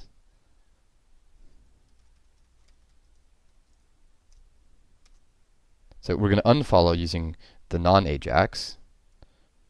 And because we have remote equals true in here, in this unfollow form, it actually didn't do the right thing. I mean, under the hood, we actually did unfollow. So if we refresh it, we'll see it. Debugging Ajax is quite difficult because of things like this. And if you really get stuck, you can look at the server log. This will help you see which requests are actually being submitted. So let's click follow. So you can see that followers changed to 1 here. And this unfollow button, as we just saw, isn't working. So let's get it working. Copy this. It's going to be very similar.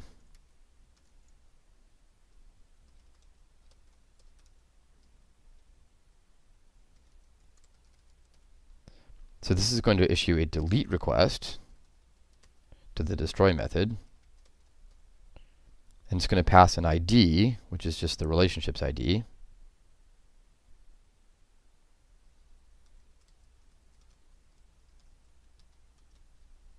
And that should change the relationship count by -1.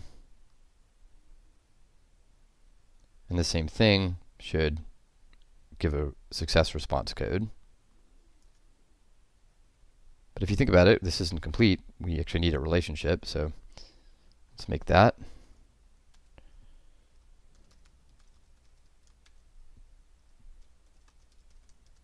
Let's ensure that the user is following the other user. And we need to give it a relationship ID. So let's pull out the relationship.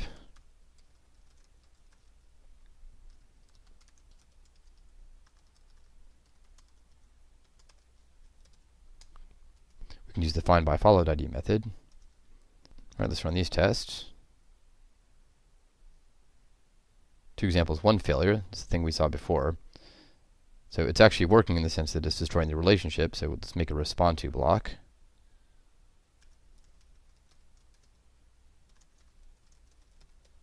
the same idea.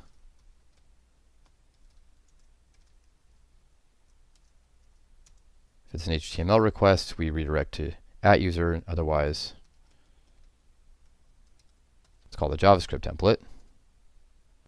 As you can probably guess, that's going to be called destroy.js.erb.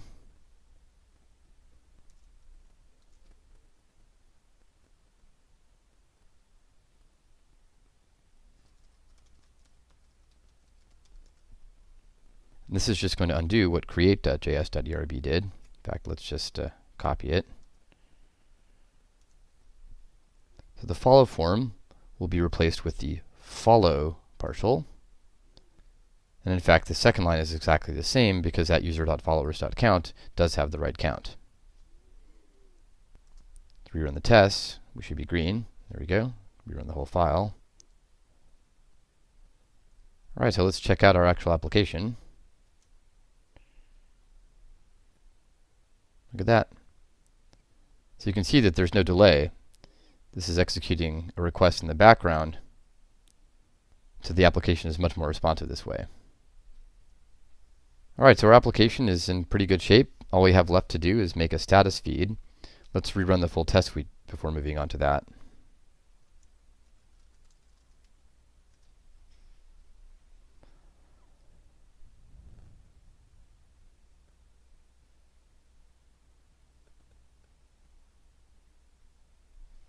Excellent.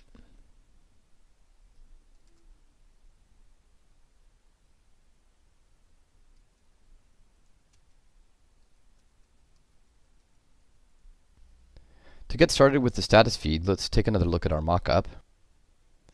Here's a mockup homepage for John Kalbman, and you can see that he's getting microposts from Thomas Hobbes, Sasha Smith, and from himself. The main task of this section is to construct this feed and display it on the page. Let's take a look at a diagram that explains how this will work. Alright, here's the diagram for the feed. On the left, we have the micropost table. Of course, each of these microposts has content and each has a unique ID. But what's important for this context is the user ID. So suppose that the user with ID 1 is following the users with IDs 2, 7, 8, and 10, but not following the users with IDs 18 and 9. In fact, this is exactly the situation that we saw in a previous diagram of the users followed users. I actually missed a user that's not being followed. This is 4 here. But you get the idea that the feed is going to be constructed of the microposts corresponding to the users that the given user is following. You see the correspondence here with the arrows. We've got the followed user's IDs and the user's ID itself. So the task of this section is to construct this feed. Now recall that we already have a proto feed. Right now the feed consists of all of the microposts of the current user.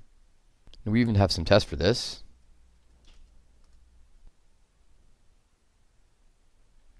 Our tests are here under describe status, where status feed should include the older micropost and the newer micropost, that is to say, the 2 microposts of the current user, right here, and should not include the unfollowed post. Of course, we made these tests before we had the ability to follow users. So let's make another user that will then follow. Let's call it followed user this time.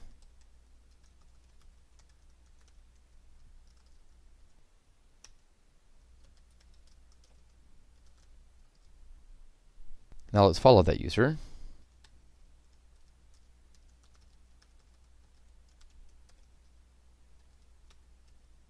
And then let's ensure that that followed user has some microposts. Let's make 3 of them.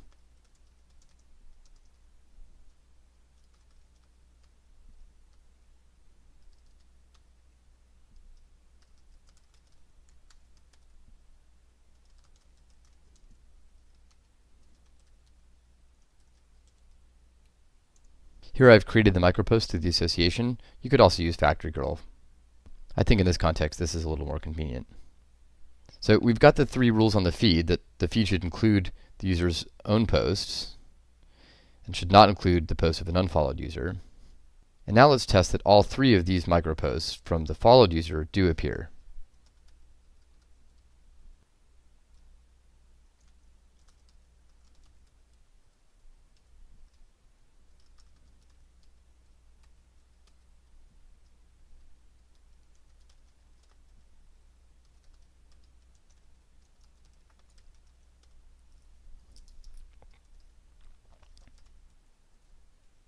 So its feed should include the micropost for each of the microposts in this list. Alright, the way we're going to implement this is over here. Instead of micropost.where user ID equals $ID, we're going to have a custom method in this micropost model called FromUsersFollowedBy.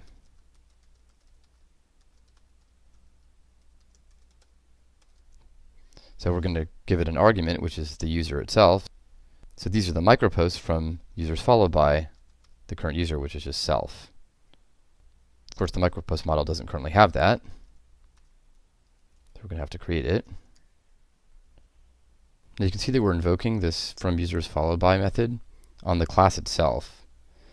So this is a class method. We've discussed this briefly before. There's a special way to define a class method, and the easiest way is to use the self dot and then the method name.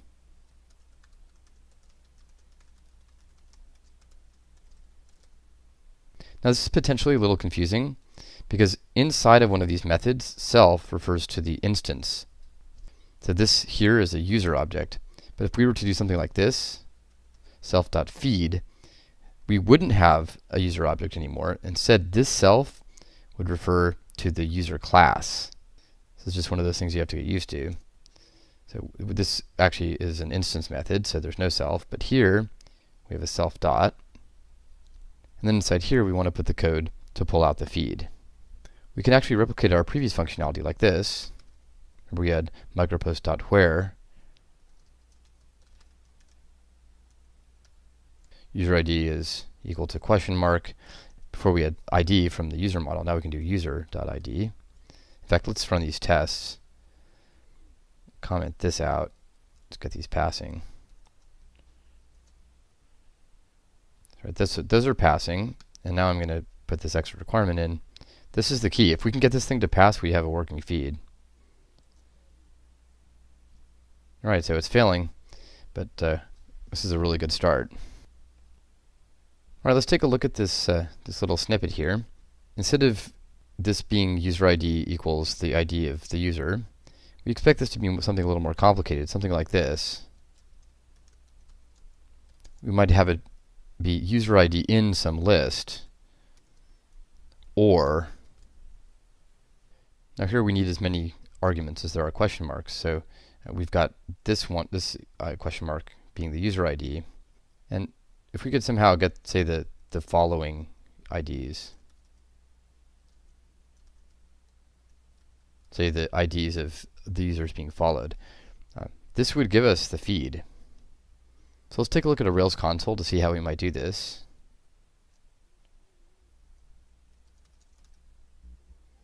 So let's review the map method. Suppose we've got an array, elements 1, 2, 3, 4, and suppose we want an array of those digits except as strings. So Ruby lets you do this. We have a block variable. We can call the toString method on it. It's 2s. And this returns an array of the strings. This kind of map where there's just a single block variable and the same method gets called on it each time is so common that there's a shorthand for it.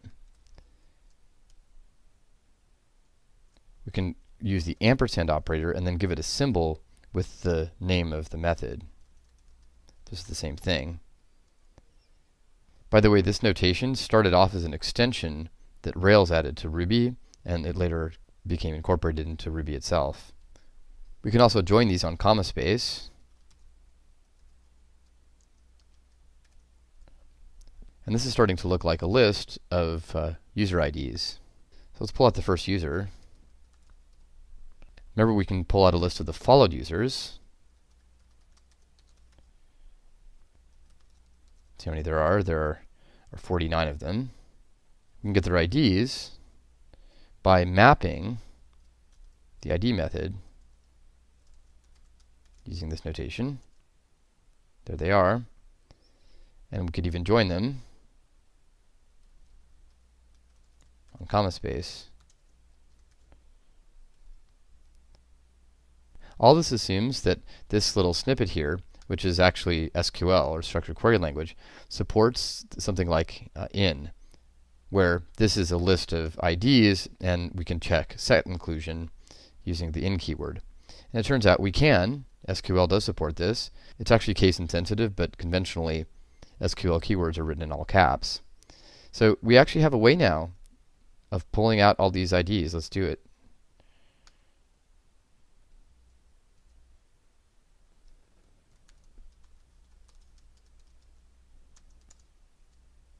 So instead of user.first, though, it's just going to be user dot followed users dot map, etc. So let's run our test. And look at it's working. So this is actually a working feed. Now there are a bunch of things that are ugly about this feed. So the rest of this section will involve refactoring this to make it a lot prettier. The first thing we're going to do is get rid of this join. It turns out that the question mark here actually automatically causes these IDs to be joined on comma space. And in fact, I've had it reported that this join doesn't work on PostgreSQL. So let's just get rid of it. Still passing. Another thing to know is that Active Record knows that you might want to do this. So you don't actually have to do the map. You can do followed users IDs. Oh, it's followed user IDs. Here we go. And this is short enough that we can actually just compress it down.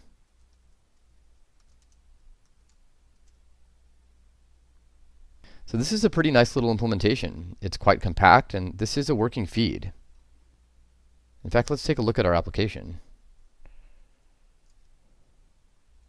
Refresh it.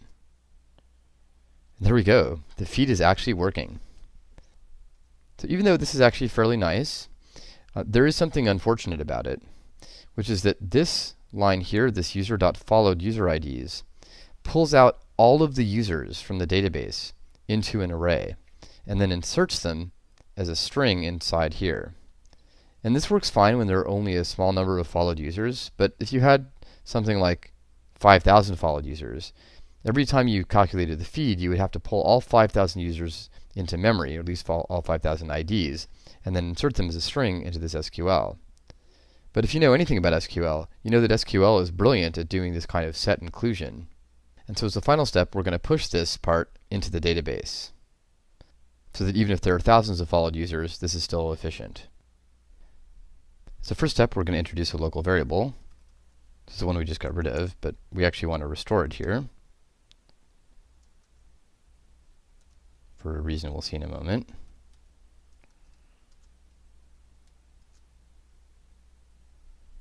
And now we're going to replace this question mark notation with keys.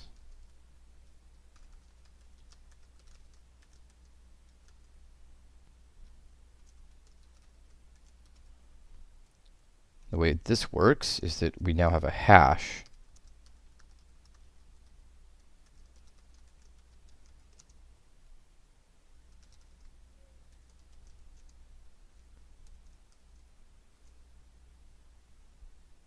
So what this does is it replaces this here with the value of the key in the corresponding hash. The reason we did that is because we're about to change this. We're going to make this into a select. So this is actually going to be SQL. I'm going to select the followed ID from the relationships table,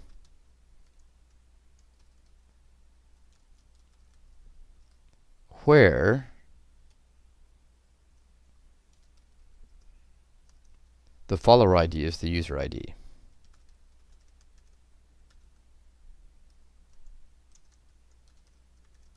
If you think about it, this is exactly what we were pulling out before with followed user IDs, except now we're expressing it in raw SQL. And so now what we want to do is just interpolate that in here.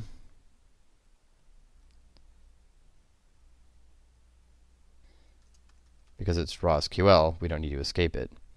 So we can get rid of this.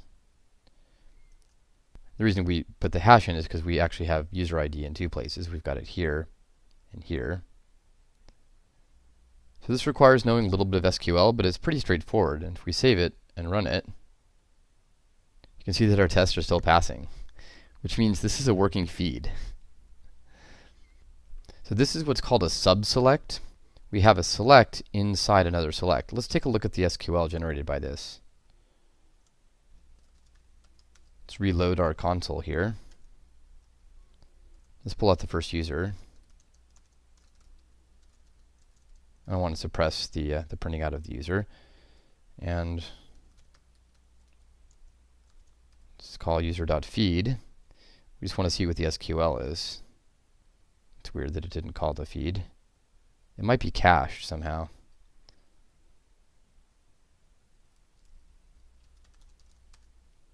There we go. And so you can see here we have select count star from microposts where user ID in, and then we've got a subselect select follow ID from relationships where follower ID equals 1 or user ID equals 1. So let's just format this a little more nicely. I'm going to show you how this works. Instead of select count star, we can just do select star. This selects all the microposts. Where user ID in, we can use indentation to show the subselect, or user ID equals 1. So this is what's going on under the hood. We can actually make this just a little bit cleaner. Since this hashes the last argument, we can get rid of these guys. There we go. Now you may recall from the mockup that we actually want to paginate the feed, as we can see here. So let's put in the pagination. It's here in the shared feed, so let's look at the partial here. And it's in feed items, so we need to look in the static pages controller. Oh, and in fact, we're already paginating it. Look at that.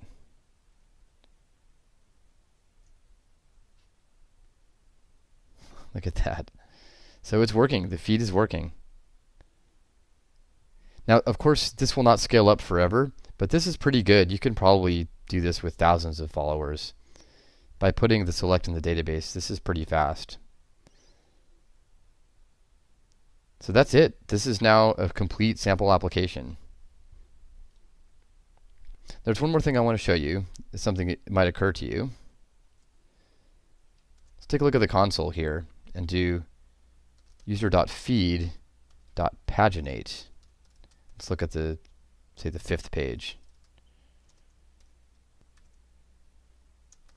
I'm going to suppress the actual output and just look at the SQL. And unfortunately that doesn't work. I'm not sure why, but let's just show the feed and scroll up.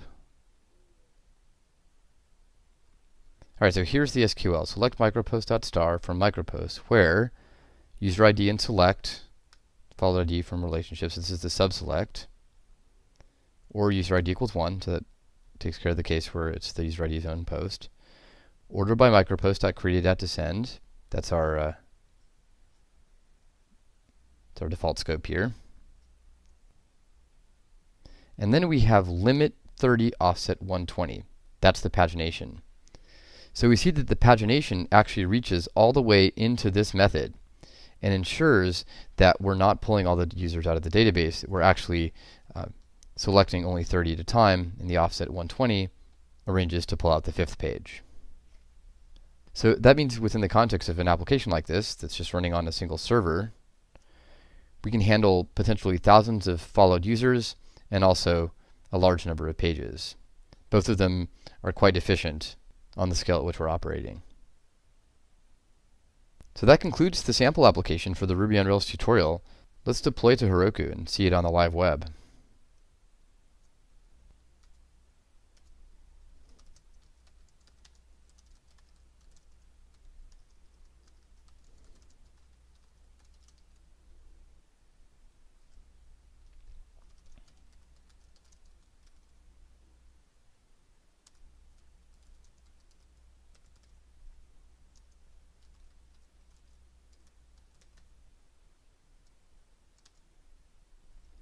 Let's run our tests.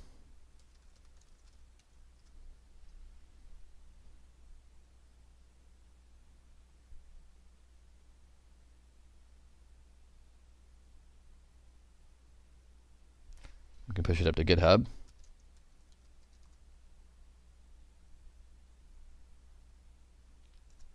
And now deploy to Heroku.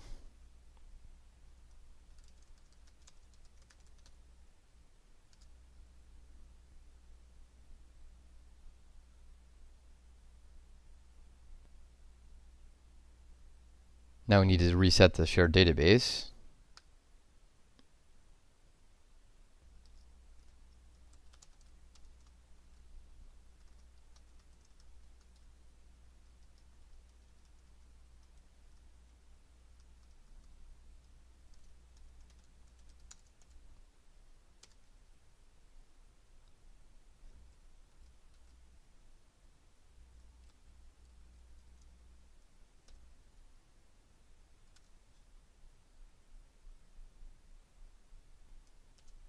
Now let's run the migration on the server and populate the database.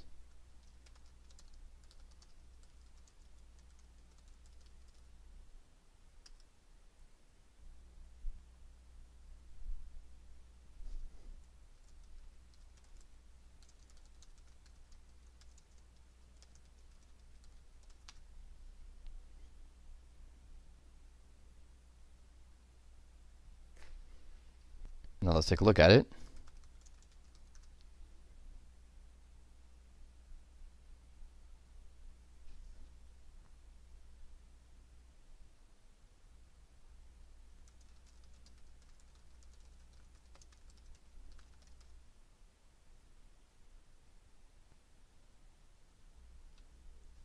And there we go. Look at the users being followed, followers. You can unfollow, follow. And here we've got a feed.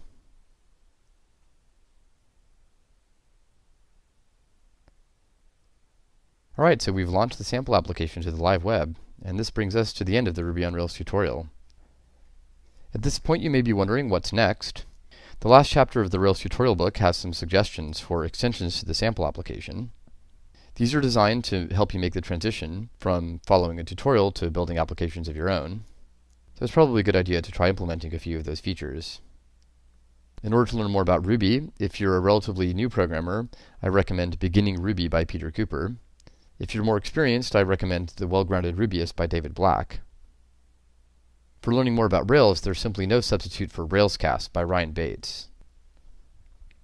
Railscast includes a large number of free screencasts, as well as screencasts that are available by subscription. It's probably not a bad idea to subscribe to the Railscast feed for a while, but Ryan is so prolific that I think you'll find it's difficult to keep up. Instead, I recommend browsing through the episodes and finding subjects that particularly interest you. Finally, probably the best thing you can do to learn more about web development with Rails is to find a project that really interests you and implement it yourself. Before implementing any particular feature, I definitely recommend doing a web search to see if there's a tutorial available for it. I especially recommend looking to see if there's already a Railscast on the subject. There are a lot of great learning resources out there for Rails, and having finished the Ruby on Rails tutorial, you're now in a position to take advantage of them for your own applications.